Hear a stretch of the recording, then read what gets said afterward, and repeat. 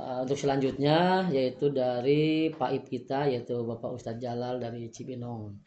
Lagi mohon maaf, selamat ya menempuh hidup baru. Mudah-mudahan acaranya lancar, keluarganya sakinah mawaddah warahmah. Salam kepada keluarga. Akhirul kalam. Assalamualaikum warahmatullahi wabarakatuh. Warahmatullahi wabarakatuh. Alhamdulillah halal nikah harama syifaan wa la ilaha asyhadu an la ilaha illallah wa la syarika lah wa asyhadu anna Muhammadan abduhu wa rasuluh. Allahumma shalli wa sallim wa barik ala sayyidina wa habibina syafiina wa qurrati a'yunina wa maulana Muhammad wa ala alihi wa sahbihi wa man tabi'ahu ma ba'du. Qala ta'ala bi kitabil karim a'udzu billahi minasyaitonir rajim. Bismillahirrahmanirrahim. Wa anzur ayyama minkum was-salihina min ibadikum wa imaikum yakunu fuqara yughnihimullahu min fadlihi wallahu wasi'un 'alim. Wa qala Rasulullah sallallahu alaihi wasallam khairun nisa'i imratun iza nazarta ilaiha sarratka wa iza amarta ata'atka wa iza ghibta anha hafizat Fima liha wa nafsiha.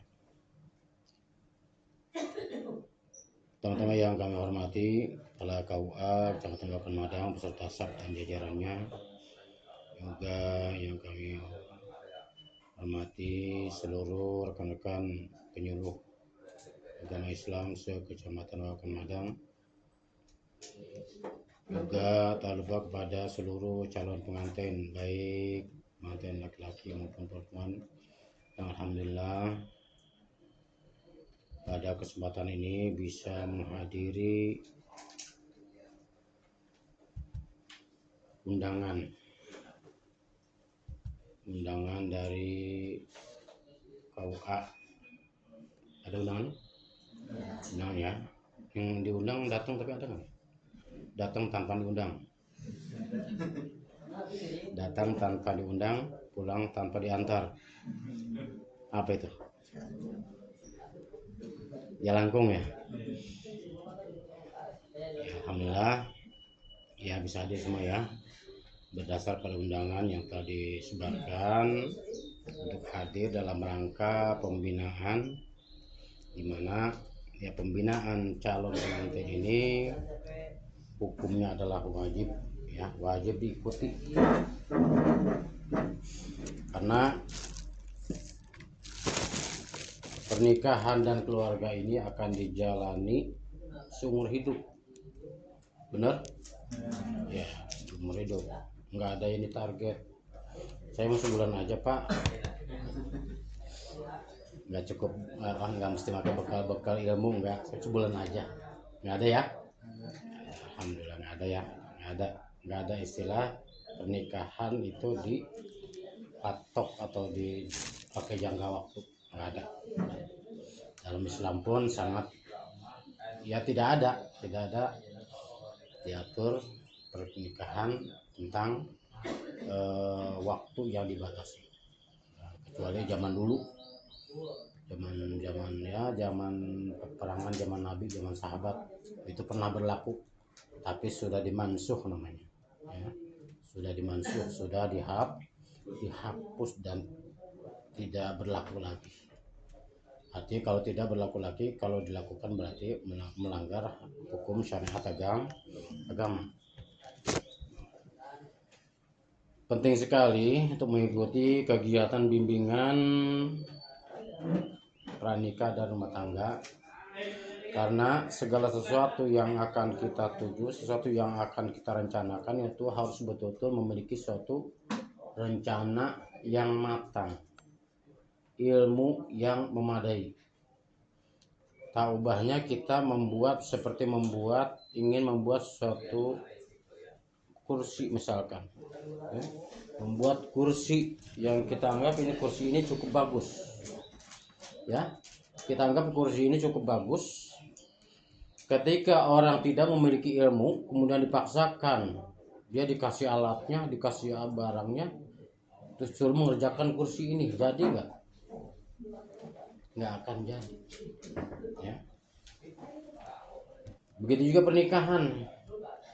dan rumah tangga ketika tidak memiliki ilmu, tidak memiliki bekal yang memadai, maka segala rencananya, segala cita-citanya wallahu alam akan jauh dari apa yang diinginkan. Apa sih persiapannya? Ya, kita terlebih dahulu harus mengetahui pertama judul temanya adalah nikah. Nikah itu apa sih? Nikah itu kita yang akan dilakukan pernikahan dan rumah tangga yang akan dilakukan itu semuanya berdasar pada dua hukum. Satu hukum negara, yang kedua hukum syariat agama. Yang keduanya antara hukum negara, undang-undang negara dan hukum syariat itu tidak bertentangan dan keduanya saling menguatkan. Yang mengatur tentang pernikahan dalam undang-undang itu diantaranya adalah Undang-Undang Nomor 16 Tahun 2019. Di situ mengatur tentang usia pernikahan. Usia pernikahan untuk aturan sekarang ini yaitu bisa dilaksanakan pernikahan usia bila mana sudah berusia 19 tahun. Ini udah cukup semuanya. Bener nih. Kalau kurang ya pulang lagi berarti. Bilang ke ibunya, "Bu, nggak jadi nikahnya." "Ngapa emang? Kurang umurnya." Ya, cukup ya. 19 tahun. Bila kurang berarti harus ada proses lagi yang harus dilalui, yaitu harus ke pengadilan agama. Tahu pengadilan agama? Tahu? Pengadilan agama tahu? Di mana? Pengadilan agama. Ini rata-rata orang Madang semua apa yang dari luar? Dari luar ngacung dah. Oh iya. Dari mana nih? Depok. Nih? Jakarta Utara. Mana tadi? Depok. Nih? Hah? Aceh.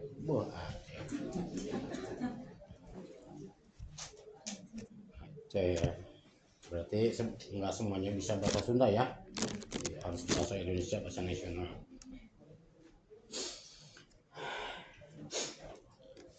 Tinggal di sini sih di Aceh. Kerja di sini. KTP masih Aceh. Boy. Di Depok mana nih? Depok Sawangan. Sawangan. Ini Depok tadi? Sawangan juga. Ini? Oh ini. Iya. Kalau berarti rumah saya mah Kaliwatan. Ini tadi dari mana tadi? Jakarta ya? Jakarta. Ya, itu yang pertama. Pernikahan dan rumah tangga itu berdasar pada undang-undang yang berlaku di negara kita ya. Kemudian yang kedua, bahwa pernikahan dan rumah tangga itu berdasar pada syariat agama. Nah, ini yang paling utama adalah syariat agama. Ya, artinya pernikahan ketika di luar aturan syariat agama maka pernikahannya tidak sah. Apa sih pernikahan menurut syariat agama itu? Pernikahan menurut syariat agama memiliki dua arti, ada lughah, ada istilah syar'inya. Ya kita ambil yang syar'inya. Apa sih pengertian nikah menurut syar'inya? Menurut syariat agama, yaitu suatu pengertian yang kami ambil dari kitab Kifayatul Akhyar. Di situ membahas tentang fikih ya. Fikih mengatur tentang tata cara ibadah, mengatur tentang kehidupan. Nah, di situ fikih ya.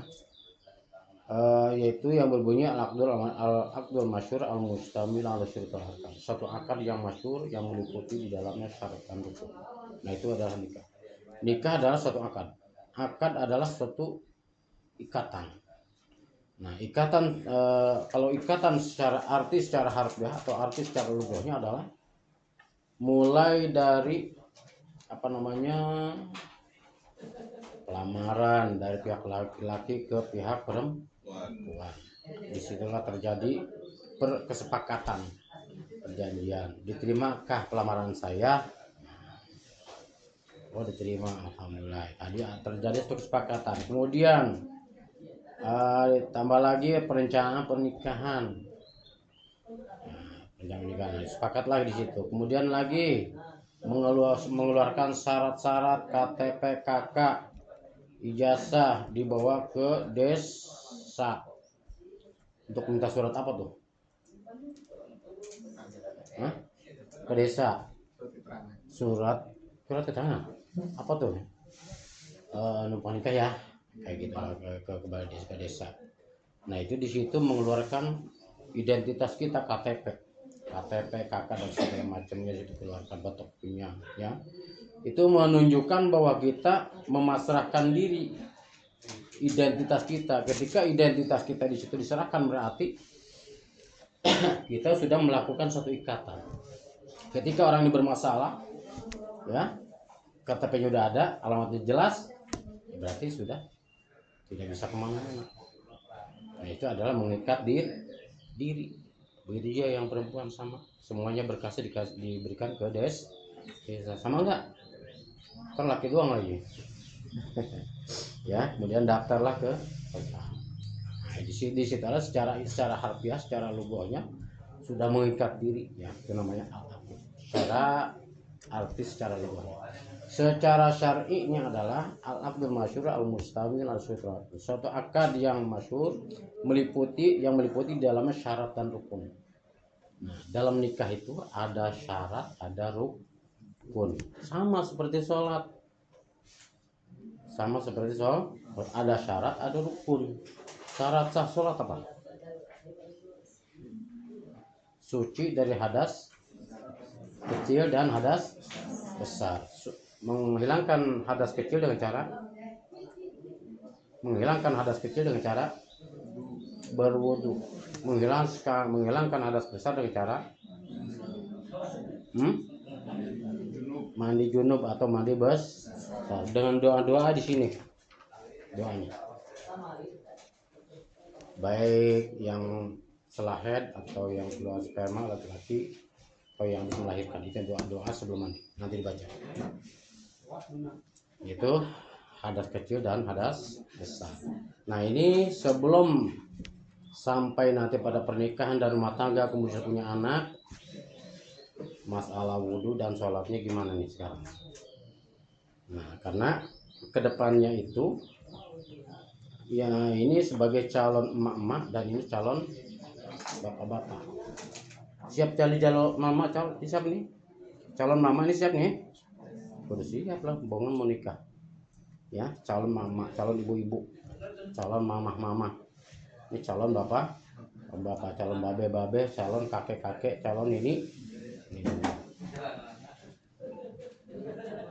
Ya, kedepannya pasti memiliki satu cita-cita dalam pernikahan itu. Pertama, ingin menjadi keluarga yang sakinah mawaddah warahmah, keluarga yang tentram, keluarga yang penuh kasih sayang, keluarga yang membangun masa depan, keluarga yang bermanfaat bagi keluarga itu sendiri dan keluarga yang bermanfaat bagi masyarakat, bangsa dan negara. Itu sebagai cita-cita.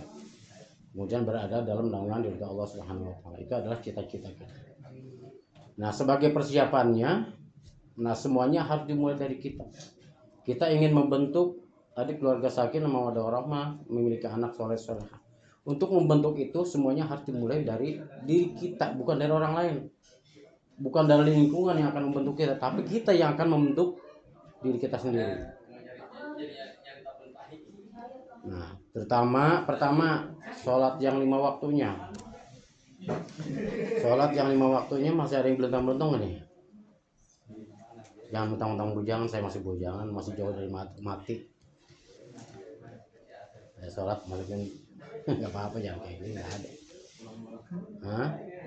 Jangan sampai ada mulai saat ini, karena ada punya niatan mau nikah dan punya cita-cita jauh ke depan dalam pernikahan dan rumah tangga, maka benahi diri kita untuk memulai dengan seperti tadi, sholat 5 waktunya pertama. 5 waktunya ketika masih ada yang bolong-bolong, lengkapi sekarang. Mulai sekarang. Jangan nanti. 5 waktu, mulai dari subuh, zuhur, asar, maghrib, isya. Jangan ada yang bolong-bolong. Itu aja lengkapin dulu. Kemudian bacaannya masih belum benar, gerakannya masih belum seperti yang bagus, seperti orang-orang, ngaji lagi, belajar lagi pada guru yang dulu pernah ngajarin kita, atau di situ ada guru ngaji, kita ikut lagi ngaji di situ. Jangan gengsi-gengsi. Saya masih muda, masa gabung sama aki-aki. Ada pengajian di lingkungan rumah, lingkungan tetangga, ya, di lingkungan RT, pengajian karena gabung wayahnya. Bagi perempuan juga, ya, yang bacaan ngaji, bacaan Al-Qur'annya belum beres, belum bagus, sholatnya belum bagus, baguskan lagi, belajar lagi, nggak Pak? Jangan malu. Kalau malu, selamanya pun nggak akan mendapatkan kebaikan. Jangan malu, jangan gengsi. Ini juga gabung semuanya deh. Ketika di rumah, lingkungan rumah ada pengajian, gabung di situ. Apa yang dijelaskan di situ kita serap, kita catat, syukur-syukur bisa dipakai hari-hari itu, dan mungkin bisa dipakai untuk masa depan. Karena kita membekali diri kita untuk menjadi pemimpin bagi laki-laki, memimpin istri dan memimpin anak-anak, akan membentuk keluarga yang soleh-solehah, termasuk anak soleh-solehah. Karena anak punya anak soleh-solehah tentunya akan menguntungkan pada orang tuanya, menguntungkan pada masyarakat, menguntungkan pada bangsa dan negara. Namun ketika kita mengabaikan sebaliknya, ya, mengabaikan akan pendidikan anak terhadap akhlak dan pendidikan agama, semuanya akan kembali kepada orang tuanya. Akan kembali kepada orang tuanya. Bayangin ketika kita nanti jadi orang tua, punya anak, anak itu diabaikan, tidak dididik agama, tidak dididik akhlak, tidak dididik Al-Quran dan Sunnah Rasul, tidak diajari ngaji, dibiarin aja, dilepas begitu saja, masa bodoh, maka segala sesuatu keburukannya akan kembali kepada orang tuanya. Bayang nggak? Akan kembali keburukan itu kepada orang tua. Ketika anak itu banyak kasus di masyarakat, banyak kasus di polisi. Nah, polisi itu datangnya ke siapa? Orang tua. Ketika anaknya nggak ada, orang tuanya yang dikejar, ya. Ketika anaknya tidak ada, orang tuanya yang dikejar. Ya, sebagai bahan renungan aja nih, demi untuk membenahi diri mulai dari sekarang. Ketika kita, ya, sholat 5 waktunya rajin, kemudian lengkap 5 waktunya, kemudian setelah lengkap 5 waktunya sempurnakan lagi sholatnya di masjid atau musola dengan cara berjamaah bagi laki-laki, bagi perempuan di rumah, ya. Ya, sholat yang 5 waktunya. Ketika tadi belum ini belajar lagi, belum sholatnya bacaannya belum apa semuanya, belajar lagi, nggak apa-apa, dari sekarang masih ada waktu untuk membenahi diri kita. Waktu, ya.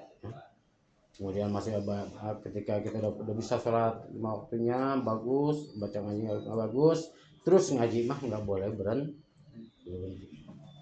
karena ilmu agama mah nggak ada udahnya. Karena kewajiban mencari ilmu, kewajiban ngaji itu adalah minal mahdi ilal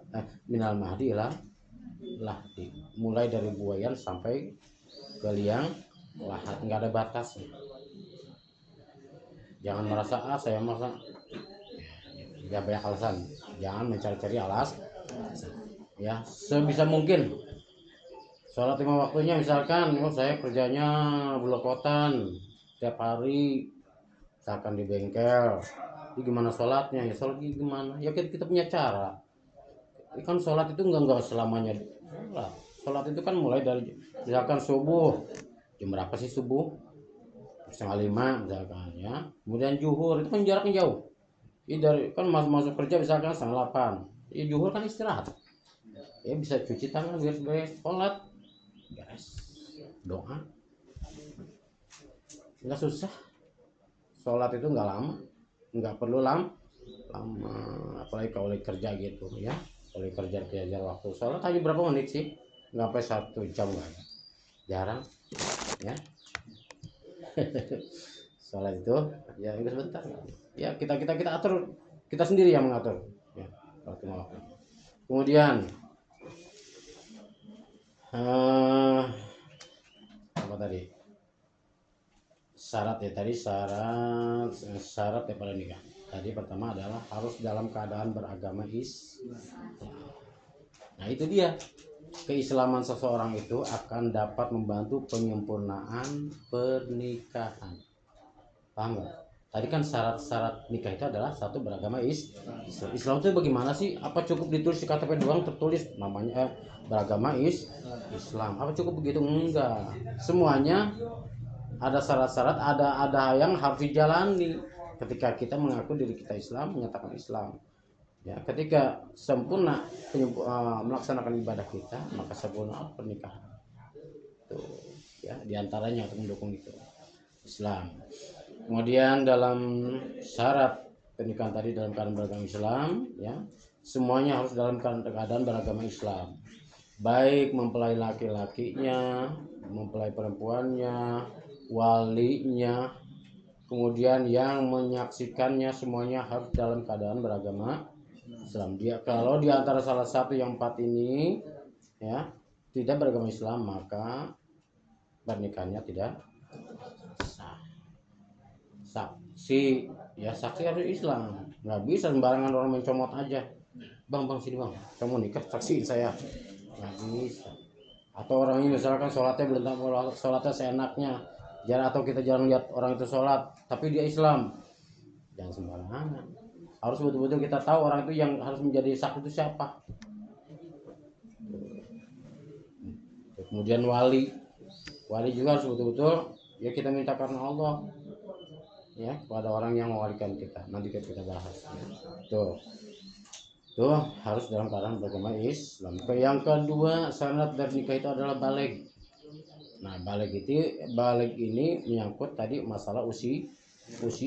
Tadi negara menentukan harus sudah berusia 19 tahun. Padahal dalam syariat agama sudah membolehkan ketika dia sudah memasuki usia baligh. Tahu baligh? Baligh apa sih baligh? Non baligh teh. Ayo orang Sunda sering banget ngomong ari manis tuh baligh. Sunda tuh sering banget sebut baligh, mendengar kata baligh. Ya. Naon baligh teh baligh naon? Hah? Puber. Ya. Ada lagi? Hah? Baligh ya. Baligh itu dalam aturan fikihnya ya. Ketika nanti sering ngaji nanti akan ketemu itu bahasannya. Kita sering aja ngaji. Baligh itu adalah tamam khamsah sanatan, sempurna 15 tahun. Ketika dia sempurna 15 tahun maka dia sudah dinyatakan baligh. Dengan ciri-ciri bagi wanita meskipun dia belum 15 tahun, ciri-cirinya ketika dia sudah masuk baligh diantaranya adalah yaitu menstruasi atau haid. Meskipun dia usia 8 tahun, 9 tahun, dia sudah menstruasi, maksudnya dia sudah memasuki usia baligh. Laki-laki bawa perempuan dulu. Usia baligh ya. Dengan ciri-ciri bagi perempuan adalah menstruasi. Nah, menstruasi ini macam-macam. Ya. Menstruasi itu ada yang lama, ada yang sebentar. Paling lamanya menstruasi berapa hari? Hah? Ada yang tahu? Hah? Bukan, artinya gini. Yang pernah ngaji fikih, baik itu Zafina atau Qorib atau dan sebagainya, insya Allah tahu. Biarpun laki-laki, karena ini bahasan bukan untuk perempuan doang. Laki-laki udah tahu supaya bisa maklum, secara saling mengerti. Jangan sama nggak tahu. Nah, gitu. Karena ya nanti kan akan menyatukan dua insan yang berbeda, pikiran yang berbeda, itu harus disatukan, disamakan gitu. Makanya penting. Nah, kalau dalam pengajian itu akan dibahas seperti itu. Jadi belum pernah dengar nggak batas apa namanya tadi maksimal headnya perempuan Hah? 14. Ada lagi? Hah? 15 hari. Nah, itu dibahas dalam kitab fikih ya. Lengkap nih kayak gitu-gitu. Oh, dalam-dalaman laki-laki dan dalam perempuan dibahas di situ. Lengkap kalau tahu. Terkait dengan masalah kebersihan, kesucian, seperti isinya dan sebagainya. Itu ya. Ya kita pikir itu seperti itu, dan itu hadisnya lengkap. Ya, hadisnya lengkap mengatur tentang pola kehidupan yang bersih, yang suci untuk bisa melaksanakan ibadah. Ya, jadi batasan menstruasi, lamanya menstruasi adalah 15 hari. Paling sedikit 3 hari. Terus lagi ada lagi. Belum tahu ya, paling sedikit ya. Paling sedikit belum tahu ya. Nggak ngalamin soalnya.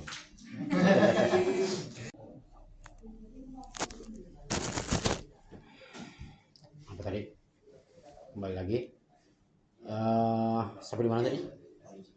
Sampai di head 15. Paling lama adalah 15 hari. Yang paling sedikitnya belum dijawab ya. Berani tahu, makanya ini pentingnya ngaji ini. Jadi hal-hal kayak gitu tahu. Ya, laki-laki atau perempuan kudu ngaji untuk memperbaiki sholatnya, wudunya, bacaan Qur'annya, fikih-fikihnya, tata cara ibadahnya, tata cara bermasyarakat, tata cara adab pada orang tua, pada masyarakat dan sebagainya. Banyak bahasan itu. Ya, siap ngaji ini, siapnya? Siap ngaji, siap? Kudu lah untuk menampung ilmu. Ya, harus siap menampung ilmu lagi untuk masa depan. Ya, baik untuk diri kita, suami kita, anak dan seterusnya. Paling sedikit menstruasi adalah 1 tetes. Ini biar tahu, laki-laki biar tahu nih, mainnya sebentar doang ya gitu, ngakunya lama. Ini harus jujur ya, calon mama, calon istri ini harus jujur juga kepada suami. Jadi paling sedikit adalah 1 tetes. Yang bisa mengetahui itu darah head atau bukan, dialah yang tahu. Ya, laki-laki nggak pernah tahu. Ya, dialah yang tahu. Oh, berarti ini darah head, berarti saya head. 1 tetes, nggak keluar lagi, kering, mandi langsung. Ya, ketika mendekati sholat zuhur misalkan atau sholat asar, mandi wajib. Kemudian kewajiban yang bagian apa namanya, balik bagi laki-laki, yaitu ciri-cirinya adalah mimpi basah ya. Mimpi basah keluar sperma itu adalah ciri dari balik laki-laki. Apa sih orang balik itu? Balik itu adalah orang yang sudah wajib melaksanakan hukum-hukum Allah. Paham? Orang balik itu adalah batasan dia wajib melaksanakan hukum-hukum Allah. Misalkan yang wajibnya harus dilaksanakan. Apa sih wajib itu? Pengertian wajib itu bisa ala pangalihi wa yaqumu ala, bisa ada tahu? Bisa ala tarkihi, bisa ala pangalihi wa yaqumu ala tarkihi. Diganjar apabila melaksanakan, disiksa akan masuk neraka ketika dia meninggal. Apa contohnya? Sholat 5 waktu. Sholat 5 waktu itu adalah wajib. Ketika dilaksanakan dia mendapat pahala, ketika ditinggalkan dia akan mendapat dosa. Itu adalah hukum wajib. 5 menit lagi siap. Itu hukum wajib. Kemudian yang haramnya harus tinggalkan. Itu kewajiban orang yang sudah mukallaf, orang yang sudah balik ya. Orang balik itu adalah orang mukallaf, orang yang sudah terbebani hukum Allah. Tuh, jadi sudah tidak boleh lagi seenaknya. Jadi hidup itu harus betul-betul sesuai aturan Allah. Jangan sampai banyak melanggar aturan Allah. Misalkan kewajibannya menutup aurat laki-laki, batasan auratnya adalah dari bawah lutut sampai pusar ya, bawah lutut sampai pusar. Misalkan laki-laki sholat maka anduk kelungkul, anduk tuang Allah ya, anduk segini kemudian di bawah lutut. Sah nggak sholatnya? Sholatnya sah nggak? Sah. Kenapa? Hah?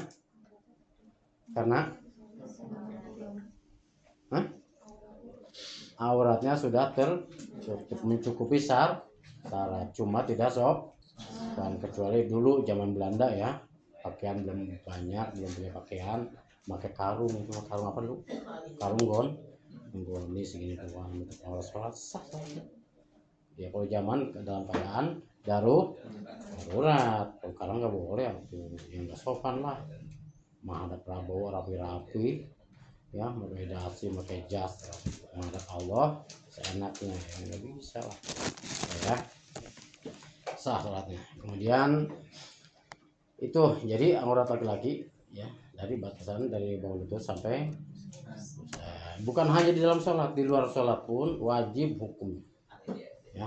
Baik perempuan batasan auratnya dari mana ke mana? Hah?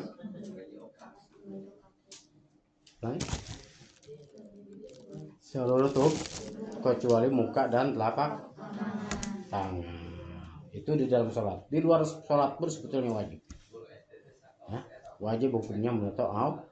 Karena tadi hukum menutup aurat adalah wajib, maka tadi usahaku ala pali wa imakum ala tarkihi, diganjar mendapat pahala dia melaksanakannya, ketika ditinggalkan dia mendapat dosa. Nggak terasa kita pakai jilbab menutup aurat itu dapat pahala, diganjar. Gatal-gatal sedikit misalkan akan dihitung oleh Allah. Keluar keringat gerahnya misalkan yang belum biasa, itu akan dihitung pahala, akan menjadi keberkahan buat kehidupan kita. Tuh ya.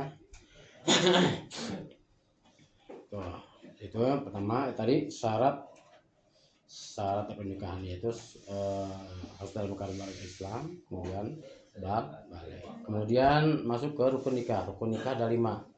1, mempelai laki-laki. Yang kedua mempelai perempuan. Yang ketiga wali. 4, 2 orang saksi. 5, ijab kabul. Ini harus apa nih? Harus lengkap dalam pernikahan itu.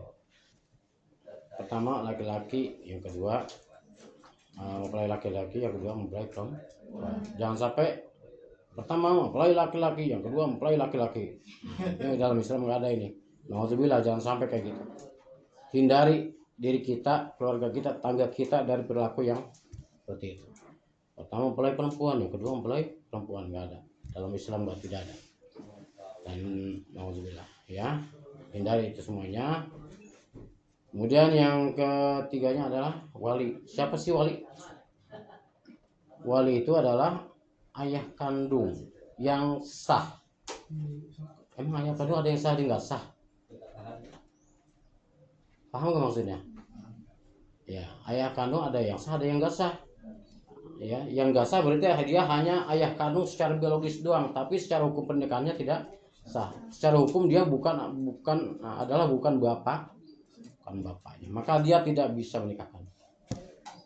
Ketika anak itu lahir atau dalam dihamili dalam keadaan belum nikah, maka itu adalah bukan bapaknya secara hukum.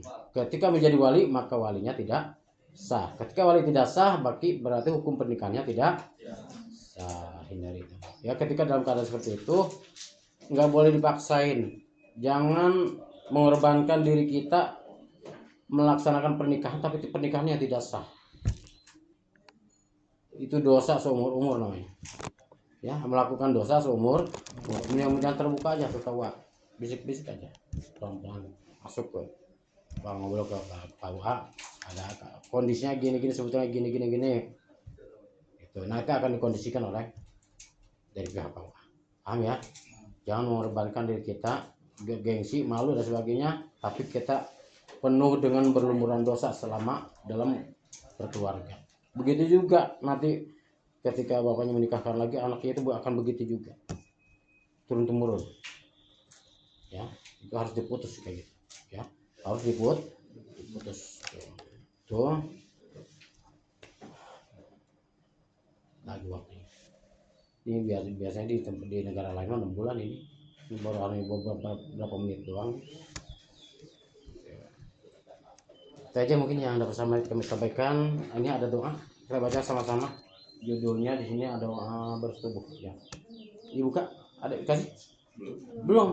Oh belum. Kirain belum. Ya, ya. Kayaknya bagi. Ada semuanya. Ada yang udah, ada yang belum. Dibuka sama-sama. Baca sama-sama. Ini dihafalin ya, dihafalin.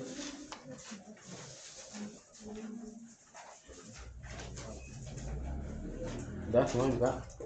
Judul yang atas, doa bersetubuh ketika sudah sah menjadi suami istri ya. Ya, bismillahirrahmanirrahim. Bismillahirrahmanirrahim. Allahumma jannibna syaiton wa jannibis syaiton ma razaqtana. Allahumma jannibna syaiton wa jannibis syaiton ma razaqtana. Sama-sama bismillahirrahmanirrahim. Terus Allahumma jannibna syaitan wa jannibni syaitan ma razaqtana. Artinya Bismillah, ya Allah, jauhkanlah kami dari gangguan setan dan jauhkanlah dari apa yang Kau berikan kepada kami. Nah itu doa untuk berlindung kepada Allah ya, dari segala gangguan setan ketika kita bersetubuh. Jangan sampai setan di situ ikut campur, karena kita tidak membaca doa maka setan ikut campur ya, karena setan itu makhluk Allah juga, tapi dia sudah berjanji untuk menggoda dan menjerumuskan manusia, dan dia bisa berjalan di aliran darah kita, termasuk di sperma yang disalurkan dari laki-laki ke wanita. Itu ketika bercampur di situ, maka sifat dan perilaku setan akan ikut di situ. Kemudian yang selanjutnya ada kewajiban yang namanya mandi junub, baik yang setelah haid, setelah melahirkan, ya, ada hubungan suami istri. Ini ada tata cara mandi junub, doanya atau niatnya, ya kita baca sama-sama. Bismillahirrahmanirrahim. Nawaitu raf'a hadasil akbar jamil badani fardhan lillahi ta'ala. Nawaitu raf'a hadasil akbar jamil badani fardhan lillahi ta'ala. Sama-sama. Nawaitu raf'a hadasil akbari jamil badani fardhu lillahi ta'ala. Artinya saya berniat menghilangkan hadas besar dari seluruh badan, wajib karena Allah Ta'ala. Ya, itu dihafal ya. Jangan mau pelaksanaan dihafal, lama tuh. Masih banyak yang harus disampaikan sebetulnya karena waktu terbatas ya. Dan untuk kurang-kurangnya silahkan cari sendiri di rumah, di lingkungan rumah dengan mengikuti pengajian. Semoga bermanfaat dan selamat berbahagia. Semoga diberikan kelancaran dan menjadi keluarga yang sakinah mawaddah warahmah. Sekian dari kami, wallahul muwaffiq ila aqwamit thoriq. Assalamualaikum warahmatullahi wabarakatuh. Waalaikumsalam.